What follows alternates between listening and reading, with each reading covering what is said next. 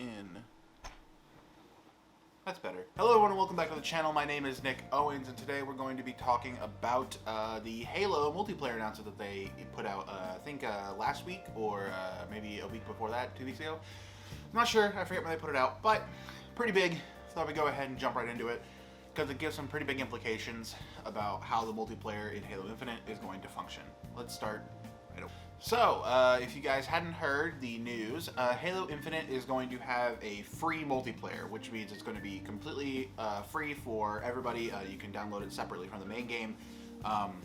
It'll function, I hate saying this because I work for them, similarly to Fortnite. Fortnite has a mode called Save the World, which is a paid mode.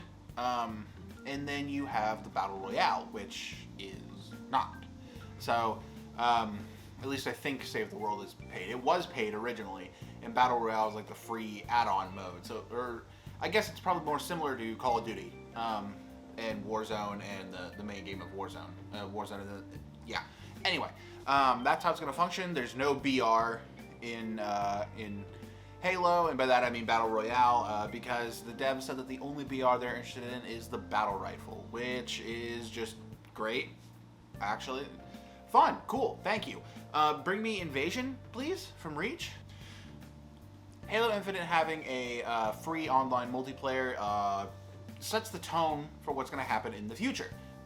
So the main thing that we should talk about today is how this affects the campaign, what we can expect from the campaign, and how Halo is going to tackle this multiplayer, because we can already tell how they're going to do it. We'll start with the main game, with the campaign, because I think that's the thing that a lot of people are looking forward to. People want the multiplayer, and they want Halo to become like a big esport again. But the fact of the matter is that a bunch of people are looking at the campaign to see how that plays out, with the Banished and Master Chief having like armor reminiscent of Halo 1. We're back on the ring, Cortana being a thing at some point. So, and plus there's like the new character, open world stuff. Go watch my other video. Go watch my other video if you want to know more. Go watch that. Anyway, Halo Halo Infinite, the multiplayer is going to be extensive because it's its own special mode. But, I haven't seen any news on it not having microtransactions. And I hate to say it, it probably will. Because if you have a free multiplayer component, you're going to have to monetize it somehow. You can't just put out that huge IP for free. And it's like, even Fall Guys that came out is $20, which like if you have friends to play it with and like you're into that sort of party game stuff, definitely worth it. But that's not the point. The point is that Halo is such a massive franchise. Call of Duty is the same thing, where they have a battle pass and you can buy stuff there.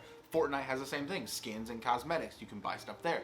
It only makes sense that Halo is going to do something similar. Now, I don't think they're going to lock armor sets behind it. I don't think they're going to lock abilities, or I don't think it's gonna be like pay to win or anything like that, or like pay to look dope in the sense of like they might release like extra sets of armor, but I think the base game armor sets are going to be completely free. So all the past armor from the previous games is probably going to be in there, and they're probably all going to be free. They're probably all going to be earned through play, or you can buy them with in-game credits like you could in Halo Reach, or completing certain goals like you did in Halo 4.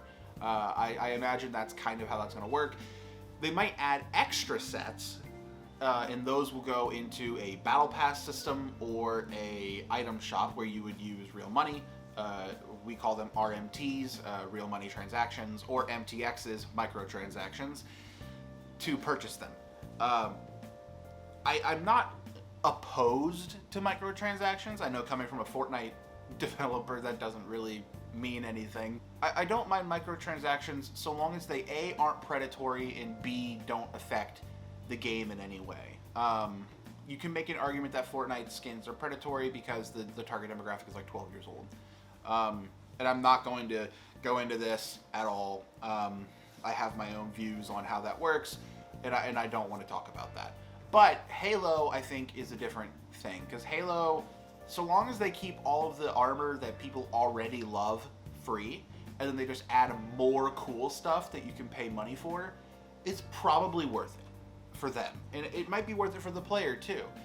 because they're gonna have, maybe they like only certain pieces of the armor, so they don't buy it. Maybe they're like, well, I only really want to use the shoulders or the chest piece there. I don't really care about the helmet at all, so I'm not gonna go ahead and use it. Halo might put emotes in. I lied. No, they won't. They won't have emotes in. There's no reason for no. One thing that they might put in is weapon skins. They had this in Halo 5, where you could put weapon skins in, and no one really cared. Like, there were a few cool ones, but like they weren't really like a big deal.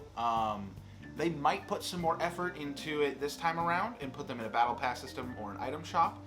I could see them doing something like this. I see no reason for them to not do it either. It would make good money, and they would be able to sustain themselves.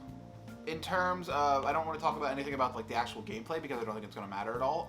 If you guys want to know more about how this is going to function, certain games that I think are going to heavily inspire Halo Infinite when it comes to the multiplayer component and the microtransactions are going to be Call of Duty Warzone, Fortnite to an extent because they're the ones that kind of popularized the Battle Pass, and then most recently I think Destiny 2 is going to be a massive factor of inspiration as to how Halo Infinite is going to function with their real money. I think Destiny 2 has a very good system right now where they have silver, which you can purchase and you can use that to buy exotic sparrows or ornaments that like change the look of certain weapons, basically weapon skins or emotes or something along those lines.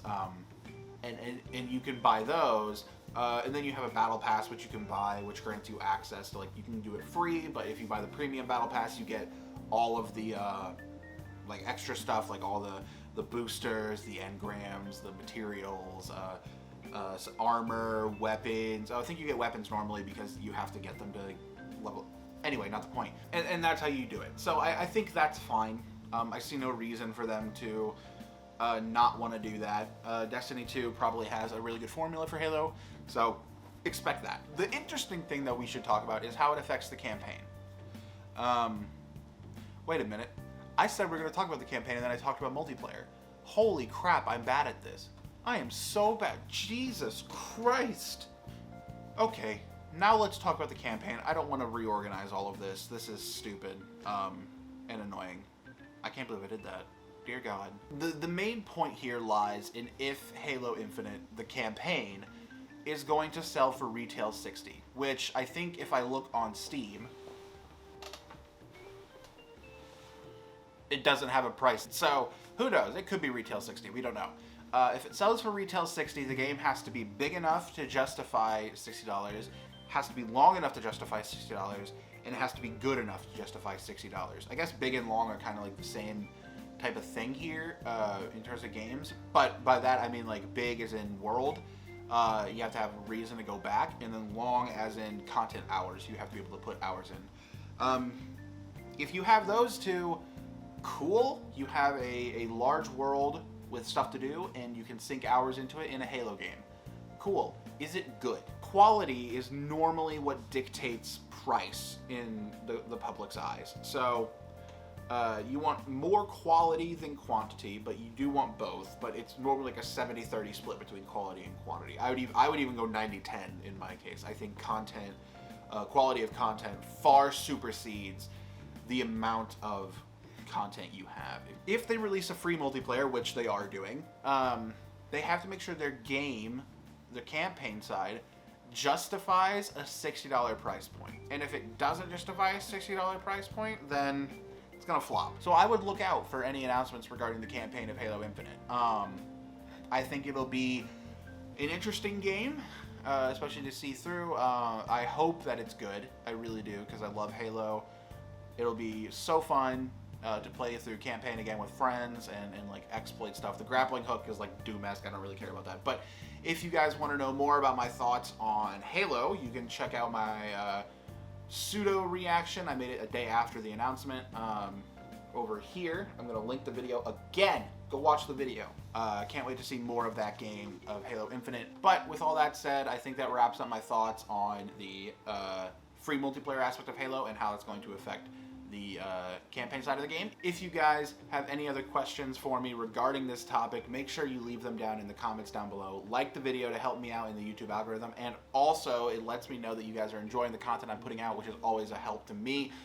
And then, if you guys feel so gracious, hit that subscribe button. I know it doesn't do much for you, but for me, it's super big. It's how I can judge how many people are looking forward to my content every week. It's very helpful for me to see who's interested in my content, and it helps me grow my audience, and you know, just helps me out in the long run. So leave a like and a subscribe if you guys enjoyed this video. If you guys want to check out my other videos, you can do that just by clicking down on the page below. I have a link to that, and I probably have a video or two linked up here. I know I have the Xbox video linked up here, but I might have another one linked up here. I recommend you guys check some of those out too, because I think they're... Anyways, I'm gonna sign off for now. I'm gonna go play Horizon Zero Dawn on the PC because it just came out and I haven't played it and I really want to. So I preloaded it yesterday.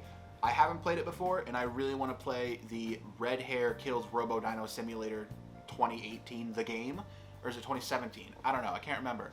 I want to play it.